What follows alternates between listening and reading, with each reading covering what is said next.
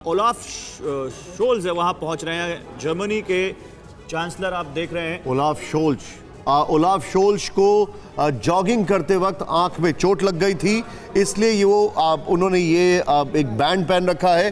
When he was going for a morning run तब वो slip over कर गए थे, उनको चोट लग गई थी। लेकिन ओलाफ शोल्ज यहां पर आपको दिखाई दे रहे हैं, यूरोप की सबसे बड़ी और पावरफुल इकोनॉमी, और वो कंट्री जिसने कल ही मना कर दिया है लॉन्ग रेंज रॉकेट्स देने से यूक्रेन को, लेकिन वो कंट्री जिसने अभी कुछ और लेपर्ड टैंक्स यूक्रेन को देने की बात की है, और ओलाफ शोल्ज आपको दिखाई दे रहे हैं।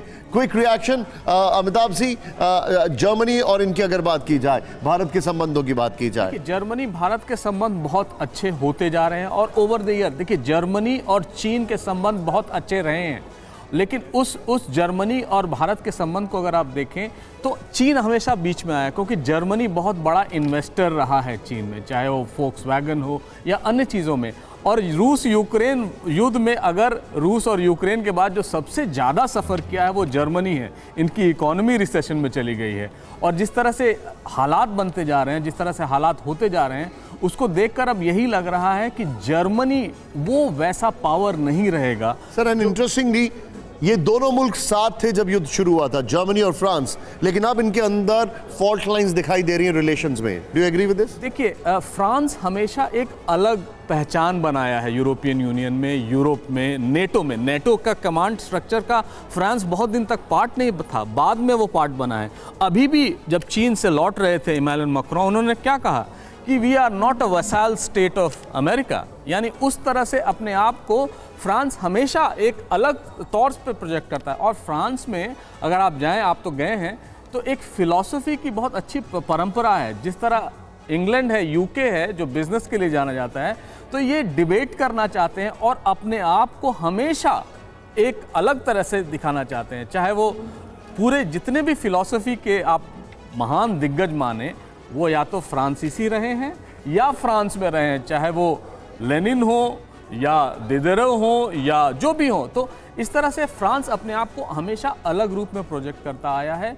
इमैनुअल मैक्रोन उसी को आगे बढ़ा रहे हैं, और अपने आप को, इन्होंने तो कहा था कि नेटो इज ब्रेन डेड। जब ये युद्ध शुरू नहीं हुआ था तो इन्होंने माना था कि नेटो का आपको You're right. लेकिन और जब ये युद्ध शुरू हो गया उसके बाद जो इनसे कई सालों से, अगर 3 दशक से कहा जा रहा था कि अपना डिफेंस बजट बढ़ाएं, अब फाइनली इन्होंने बढ़ा दिया है। लेकिन मैं आपको बताना चाहूंगा, शो में हमारे साथ 2 खास मेहमान जुड़ चुके हैं। पहले तो professor Sanjay Bhardwaj sir, thank you very much, और एक और मेरे खास मित्र और मेहमान समीर मेरे साथ जुड़ चुके हैं। वेलकम समीर, स्वागत है आपका। Good morning. Good morning. और बहुत खास तस्वीरें सामने आ रही हैं G20 समिट का जो पहला सेशन है। मेलोनी आ गई, इटली की जॉर्जिया मेलोनी। एंड अगर मैं गलत नहीं हूं तो this is a first visit to India, अगर मैं गलत नहीं हूं। जॉर्जिया मेलोनी नहीं, इसके पहले आई थी, ओके। और ये जॉर्जिया मेलोनी इटली की पीएम इस वक्त हमारे सामने दिखाई दे रही हैं। इटली और भारत सर, एक quick take sir, Sanjay Bhardwaj ji, Italy और भारत के relations, quick take before the other head comes in. देखिए, इटली आप यूरोपियन कंट्री है, निश्चित रूप से इटली की आर्थिक जो स्थिति थी बहुत अच्छी नहीं। It's a long walk and she's trying to figure out, am I going the right way? It's a long walk. Probably that's not the tradition, but it's different. That's not the tradition, and there you see the smile on her face. ये देखिए, that's the smile on her face, और प्रधानमंत्री उनका स्वागत करते हुए Italy की prime minister, और ये इनका इलेक्ट होना भी अपने आप में एक बहुत बड़ा सरप्राइज था। और निशांत, हमें ये भी नहीं भूलना चाहिए कि जॉर्जिया मेलोनी वो नेता थी जिन्होंने प्रधानमंत्री नरेंद्र मोदी की शख्सियत को लेकर कहा था कि दुनिया के सबसे प्रभावशाली नेताओं में से एक है प्रधानमंत्री नरेंद्र मोदी, और उनकी पर्सनैलिटी को लेकर जॉर्जिया मेलोनी का ये बयान खासा सुर्खियों में रहा था, और दोनों नेताओं में काफी गर्मजोशी नजर आ रही है। संजय जी, निश्चित रूप से देखिए, मेलोनी एक यंग लीडर है, पहली बात। दूसरी बात की जिस तरीके की आर्थिक किशिदा, जापान के पीएम, सर सॉरी आपको बीच में रोक रहा हूं, जापान के पीएम किशिदा, और भारत और जापान का संबंध, खासकर प्राइम मिनिस्टर मोदी और शिंजो अबे की जो पर्सनल केमिस्ट्री थी वो यहां पर भी ट्रांसलेट हुई है।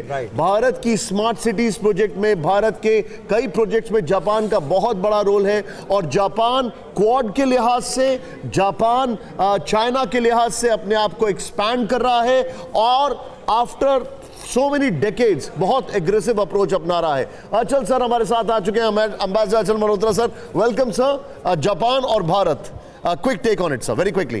देखिए, जापान और भारत की जो रिलेशनशिप है प्राइमरली वो इकोनॉमिक है और हाई टेक्नोलॉजी, लेकिन ऑफ लेट हमने एक्सपैंड किया है, जिससे क्वाड में जो है भारत और जापान की जो कोलैबोरेशन है वो काफ़ी इम्पोर्टेंट है। और उसके अलावा हमने थर्ड कंट्री में प्रोजेक्ट्स इम्प्लीमेंटेशन को लेके भी भारत और जापान के बीच में एक अंडरस्टैंडिंग बनी है जी। तो कुल मिला के हालांकि कंटेंट इकोनॉमिक ज़्यादा है, जियोपॉलिटिकल पे तो आजकल सिर्फ रशिया यूक्रेन की हम बात करते हैं तो वहाँ उनकी ओपिनियन भी वेस्ट ओरिएंटेड है, बिल्कुल वहाँ हमारी ज़्यादा कन्वर्जेंसेस नहीं है, लेकिन हाई टेक। ठीक बात है सर, बिल्कुल। और संजय जी, आप एक पॉइंट ऐड करना चाह रहे हैं, क्वाड के लिहाज से ये दोस्ती किस तरह परवान चढ़ती हुई नजर आ रही है? इससे पहले हमने देखा जब जो बाइडेन से मुलाकात हुई तो क्वाड की अगले साल जो मीटिंग होने वाली है हिंदुस्तान में, उसे लेकर पीएम मोदी ने न्योता दिया और उन्होंने एक्सेप्ट किया। और अब जापान के किशिदा, देखिए, अगर इंडो पैसिफिक स्ट्रेटेजी की बात करते हैं, निश्चित रूप से जापान और भारत एक साथ खड़े हुए हैं, दोनों ही रूल बेस्ड सिस्टम की बात करते हैं। लेकिन जो सबसे बड़ी बात देखा, सिक्योरिटी, साउथ कोरिया के प्रेसिडेंट आ चुके हैं, प्रधानमंत्री नरेंद्र मोदी वहां पर मौजूद, उन्हें रिसीव करने के लिए, उनके स्वागत के लिए। ये सीधी तस्वीरें आपको दिखा रहे हैं भारत मंडपम से, तमाम देशों और के साउथ कोरिया, आप सर सिलसिला थोड़ा जारी। सा आपको बीच बीच में इंटरजेक्ट करेंगे जैसे ही कोई स्टेट हेड आ रहा है, लेकिन साउथ कोरिया ने अभी अभी अमेरिका के साथ एक बहुत ही क्रूशियल एक्सरसाइज खत्म की है। नॉर्थ कोरिया ने कल ही अपनी न्यूक्लियर सबमरीन इंट्रोड्यूस कर दी है। नॉर्थ कोरिया ने न्यूक्लियर वॉर ड्रिल की है और कहा यह जा रहा है कि किम जोंग जो है वो रूस को हथियार भी दे रहे हैं और रशिया के इंसिस्टेंस पे एग्रेसिव हो रहे हैं।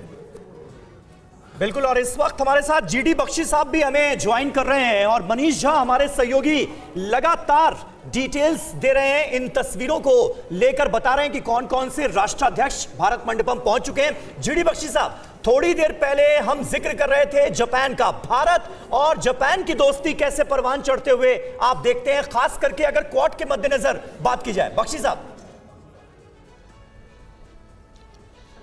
देखिए, एशिया में अगर दो ताकतें हैं जो कि उभरते चीन की दादागिरी को रोक सकती हैं, उसमें अंकुश लगा सकती हैं, तो वो हैं भारत और जापान। इन्हीं देशों में मिलिट्री इकोनॉमिक सामर्थ्य है, ताकत है कि अगर ये मिल जाएं, इनका समन्वय हो जाए जैसे कि क्वाड में हो गया है, तो ये चीन को जो है उसका वर्चस्व पूरे एशिया, दक्षिण साउथ ईस्ट एशिया और इंडो पैसिफिक पर छाने से रोक सकती हैं। ये अहम बात है। इसी को जापान के जो भूतपूर्व प्राइम मिनिस्टर थे उन्होंने समझा और सर, और ये देखिए दक्षिण अफ्रीका के राष्ट्रपति रामाफोसा भी इस वक्त हमें तस्वीरों में नजर आ रहे हैं, भारत मंडपम पहुंच चुके हैं।